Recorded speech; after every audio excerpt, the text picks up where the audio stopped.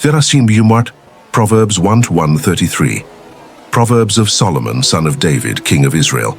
To know wisdom and instruction, to perceive the words of understanding, to receive the instruction of wisdom, justice, judgment, and equity, to give prudence to the simple, knowledge and discretion to the young man. A wise man will hear and increase learning, and a man of understanding will attain wise counsel. To understand a proverb and an enigma, the words of the wise and their dark sayings. The fear of the Lord is the beginning of knowledge, but fools despise wisdom and instruction.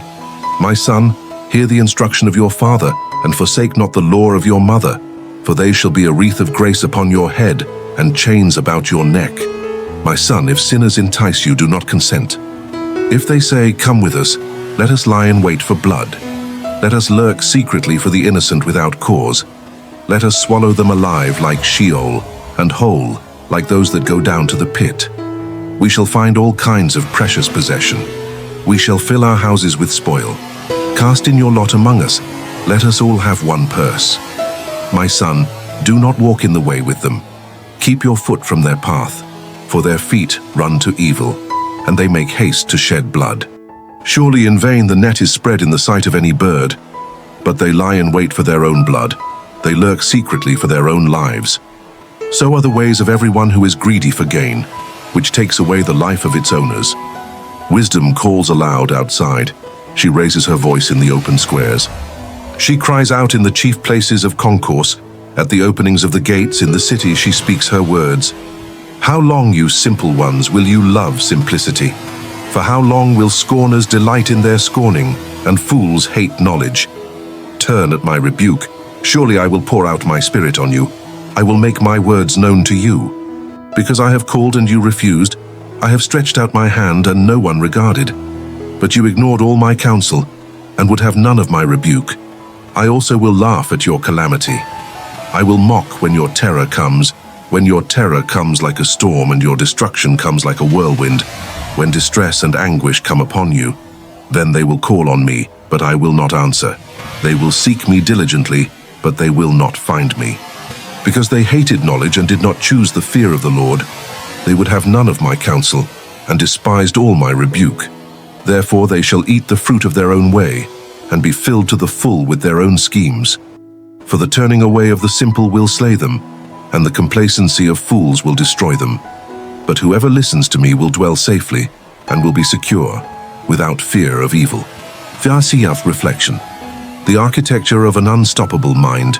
Dear reader, the wisdom crystallized in the first chapter of Proverbs is not just an ancient religious text, it is the blueprint for strategic dominance and an unshakable inner cord in the modern arena. Solomon, the first true master of wealth and influence, lays out the ultimate framework for building a mind that is not merely successful, but virtually invulnerable to the chaos of the world. He presents a philosophy where prudence is the highest form of power, and high discernment is the ultimate competitive advantage. This text reveals that the fear of the Lord is the master key. It is the non-negotiable principle of order that precedes all true knowledge and sustainable success. Understand this.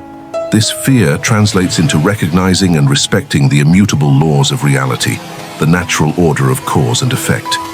It means acknowledging that there is a system bigger than your ego. If you ignore gravity, you fall. If you ignore moral and financial laws, you fail. Your first strategic move is aligning your ambition with these fundamental eternal principles. This is the unpopular truth that sets the few apart from the masses drowning in complexity. The stark warning against the sinners and their enticing offer, "Let us all have one purse," is a piercing critique of my herd mentality and high-risk shortcuts. Solomon warns against any scheme, partnership, or path that promises immediate, illicit gain, be it pyramid schemes, reckless investments, or sacrificing integrity for a quick win. These paths are designed to take away the life of its owners because they trade long-term security for fleeting, immediate gratification. True power lies in establishing a robust system of values, a personal constitution so strong that when the test arrives, the irresistible offer, the easy lie, you instinctively keep your foot from their path.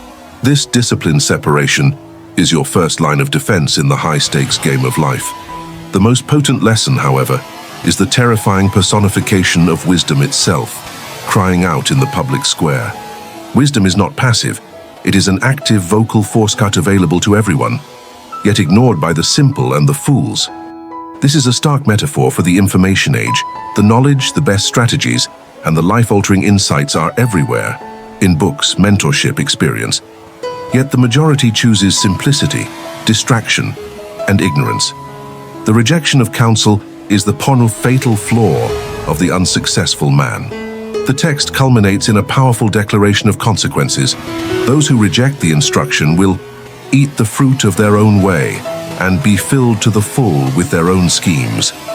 Their own destructive plans become their prison. Conversely, the one who listens to the counsels is promised to dwell safely and will be secure without fear of evil. This isn't just safety from external threats. It is the ultimate psychological and financial security, the kind that comes from knowing your foundation is sound. This is the brace, power of choice. Do you want to be a casualty of your own self-deception, or the architect of a life built on unshakable wisdom? The voice of wisdom is calling now. The ultimate strategy is simply to heed it.